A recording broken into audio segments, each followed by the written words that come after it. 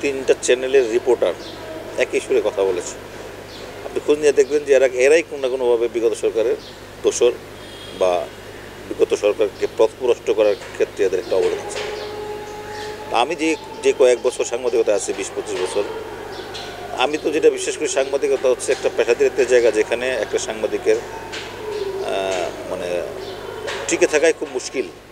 প্রথমত তার পেশার কারণে, দ্বিতীয়ত হচ্ছে তার বেতন ভাতার যে কাঠামো। দেখবেন যে গত সরকারের আমলে কয়েকশো সাংবাদিক ফুলে ফেঁপে উঠেছে। এই যে অর্থ সম্পদ, একটা সাংবাদিক যে পরিমাণ ওয়েজ বোর্ড পায়, যে পরিমাণ বেতন পায়, যে পরিমাণ তার ইনকাম, বর্তমান বাস্তবতায় খুব টাফ তার চলা। তো একটা সাংবাদিক যদি পেশাদার হয়, গাড়ি বাড়ির মালিক হয় কী করে? যদি পারিবারিকভাবে না থাকে, দু একটা বিচ্ছিন্ন ঘটনা আছে যেগুলি পারিবারিকভাবে। তো এগুলি আমাদের খুব ভাবায়, তো আতঙ্কের জায়গাও আমাদের এগুলো।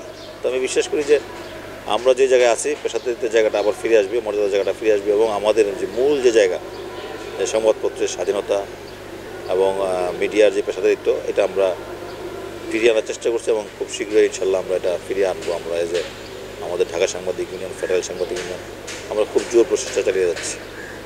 এখন ফেসিবাদ মুক্ত করার চেষ্টাও চলছে, এটাও সত্য। আপনি ধরেন যে আমাদের যে নেতৃবৃন্দ যেসব জায়গায় যেসব হাউসে জয়েন করেছে, ওইসব হাউসগুলো থেকে চেষ্টা করছেন না। কিন্তু আপনি ধরেন একটা দীর্ঘ সময় 15-16 বছরে যেই মানে যে জটলা তৈরি হয়েছে, এটা তো হুট করেও সম্ভব না, আস্তে আস্তে করতে হবে। যাচাই বাছাইয়ের ব্যাপার আছে, ধরেন একটা ভুল সিদ্ধান্ত যাতে না হয়। মানে আমি চাকরিচ্যুতির পক্ষে না, কিন্তু যিনি সাংবাদিকই না মিনস যিনি আমার 24কে স্বীকার করে না, যিনি ফেসিবাদের তলবিবাহক, উনি তো পেশাদার সাংবাদিক না। তো সুতরাং আমি তাকে সাংবাদিকই বলতে চাচ্ছি না। ওই লোকগুলাকে মিডিয়া থেকে বিদায় নিতে হবে, নিয়ে পেশাদার যারা আছেন, এই সরকারের সমালোচনা করুন।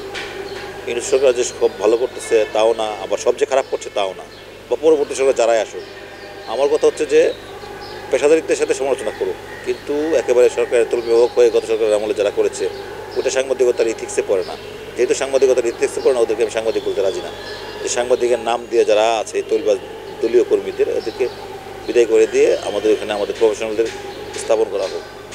আর কেন হচ্ছে না, ওই যে বললাম সময়ের ব্যাপার, হয়তো এই কারণে হচ্ছে না, হয়তো আরেকটু সচেতন হতে হবে। তবে আমাদের ইউনিয়নগুলো খুব উপেক্ষিত সব ক্ষেত্রেই। আপনি ধরেন একটা মিডিয়া সংস্কার কমিশন হলো, আমাদের খুব প্রত্যাশা ছিল যে বাংলাদেশ ফেডারেল সাংবাদিকগণ বা ঢাকা সাংবাদিকগণ বা আমাদের সাংবাদিকদের প্রতিনিধিত্ব থাকবে। কিন্তু সরকার এখানে কেন যে আমাদের প্রতিনিধিগুলি রাখলেন না, আমি আমার বোধগম্য নয়। হ্যাঁ, কামাল আহমেদ ওনার এটা ঠিক হয়েছেন, উনি সিনিয়র সাংবাদিক, আমাদের খুব সরকার। কিন্তু আমাদের দুঃখটা তো আমরা বুঝি। আমার কি দুঃখ, এটা তো এসির বসে বলা যাবে না। আমি কোথায় প্রবলেম ফেস করতেছি, এটা আমাদের প্রতিনিধি লাগবে। সেক্ষেত্রে আমি মনে করি ঢাকা সাংবাদিক ইউনিয়ন এবং ফেডারেল সাংবাদিক ইউনিয়নের প্রতিনিধিত্ব নিশ্চিত না করাতে সংস্কার কমিশনের যে রিপোর্ট বা সংস্কারের যে ধাপগুলো পরিপূর্ণ হবে বলে আমি মনে করি না, গ্যাপ থেকে যাবে।